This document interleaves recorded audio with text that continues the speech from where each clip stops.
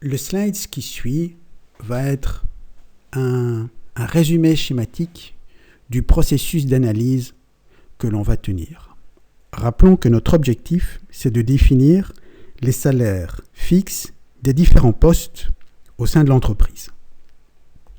Et donc, dans notre logique, on va commencer par attribuer un poids aux différentes fonctions dans l'entreprise. Par exemple, le directeur financier aura un poids, le directeur marketing aura un poids, le manager de la qualité aura un poids, le réceptionniste aura également un poids. Et donc, toutes les différentes fonctions vont se voir attribuer un poids et donc il y aura une pondération de fait d'une fonction par rapport à l'autre. D'un autre côté, le marché va également nous donner des informations. Pourquoi ? Parce qu'il y a des entreprises qui récoltent des données salariales du marché et qui ensuite vendent leur étude. Et donc il est possible ainsi de savoir, par exemple, ce que gagne un ingénieur. Donc on aura une fourchette, mais si vous voulez recruter un ingénieur, vous savez qu'un ingénieur sur le marché, donc son salaire se situe entre telle et telle fourchette. Donc à partir de cette pondération effectuée sur les postes en interne et à partir des informations obtenues du marché, il va être possible de structurer sa propre politique de rémunération et à partir de là, de définir les salaires individuels dans l'entreprise. Ce sera alors l'occasion de communiquer sa politique salariale, c'est-à-dire de la rendre transparente vis-à-vis des gens pour améliorer l'adhésion des équipes à notre politique salariale. Et ensuite, évidemment, ce sera aussi l'occasion de s'assurer que cette politique salariale est bien respectée au sein de l'entreprise.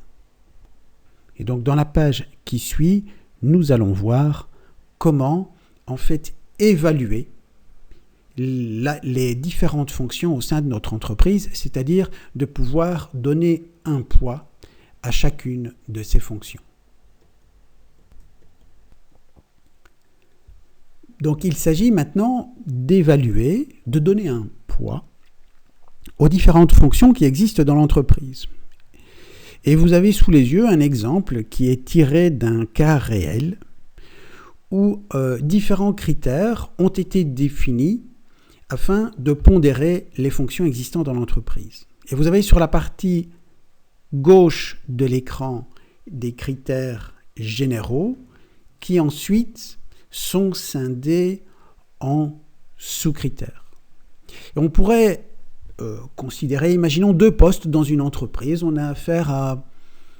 veut mesurer à la fois donc le poids d'un dessinateur industriel et du réceptionniste. Donc ce sont 2 fonctions qui existent dans l'entreprise et comme on attribue un poids aux différentes fonctions, il va falloir attribuer un poids au dessinateur industriel et au réceptionniste. Donc imaginons que le dessinateur industriel, lui, travaille seul, alors qu'on veut mesurer le poids du chef réceptionniste qui gère une équipe de 3 personnes. Donc dans le premier critère, donc qui est celui du knowledge, donc le savoir, il y a un niveau d'expertise. Alors au niveau de l'expertise, on voit que l'on peut attribuer une cotation, donc un poids qui va jusqu'à 6. Et donc on n'est pas en train de coter la personne, on est en train de coter la fonction. Un dessinateur industriel doit avoir un niveau d'expertise, parce que c'est un métier technique, qui est plus important qu'un réceptionniste, parce que c'est un job moins technique. Et donc le dessinateur industriel, lui, non pas la personne, mais la fonction, se voit attribuer un poids plus important que le réceptionniste. Et donc, par exemple, le dessinateur industriel aura un poids de 4, j'entends bien la fonction, aura un poids de 4, alors que le réceptionniste aura un poids pour l'expertise de 1. Ensuite, le deuxième critère, c'est la gestion d'équipe, team management. Et là, au niveau de team management, le dessinateur industriel, lui, n'a pas d'équipe à gérer. Et donc, on peut lui mettre un poids de 0. Il n'y a pas donc d'équipe à gérer pour le dessinateur industriel dans l'entreprise. Ce poste est un poste sans équipe. En revanche, le responsable réceptionniste, lui, il a une équipe de 3 personnes avec lui. Et donc, en termes de team management, donc, il aura un poids plus élevé, par exemple 4 ou 5. Et donc, on voit ainsi donc apparaître toute une série de critères qui s'appliquent à tous les postes existants dans l'entreprise et qui vont permettre ensuite de pondérer chaque poste pour chaque critère. Sous accountability, on va retrouver une forme de responsabilisation personnelle. Et cette responsabilisation personnelle, on la scinde en 2 critères. Par exemple, le niveau d'autonomie, freedom to act, qui est lié au poste, et l'impact que ce poste peut avoir sur les résultats de l'entreprise. Et enfin, dans problem solving, on va ici retrouver, par exemple, sous environnement, on va se dire, est-ce que la personne évolue dans un environnement qui est changeant ou pas? Et ensuite, challenge, est-elle amenée à rencontrer souvent de nouvelles situations ou pas? Et donc, on voit, en fait, en fonction de l'entreprise, on peut évidemment multiplier ou diminuer le nombre de critères, mais le point étant à chaque fois, donc, d'appliquer ces critères à la fonction. Alors, ce ne sont pas les critères eux-mêmes qui sont intéressants ici, c'est la logique qui est suivie. Et donc, on va pondérer tous les postes de l'entreprise à partir de tous ces critères. Et ce qui permettra de donner un poids aux différents postes. Et donc, plus le poste a un poids élevé, et donc plus ce poste, on lui associera un salaire qui est élevé. Et donc, je vous rappelle, une fois que l'on aura mené, voyez, cette évaluation pour chaque poste dans l'entreprise, on aura effectué la première phase que l'on a vue dans le slide précédent, qui sera l'évaluation des fonctions au sein de l'entreprise. Ensuite, il sera intéressant donc de voir ce que fait le marché.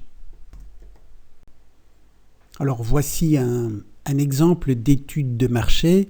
Bon, bien évidemment, il s'agit d'une étude qui est que l'on peut trouver gratuitement sur Internet. Et donc, forcément, comme l'information est gratuite, le niveau de détail est relativement limité. Mais donc, vous avez ici l'adresse email du site.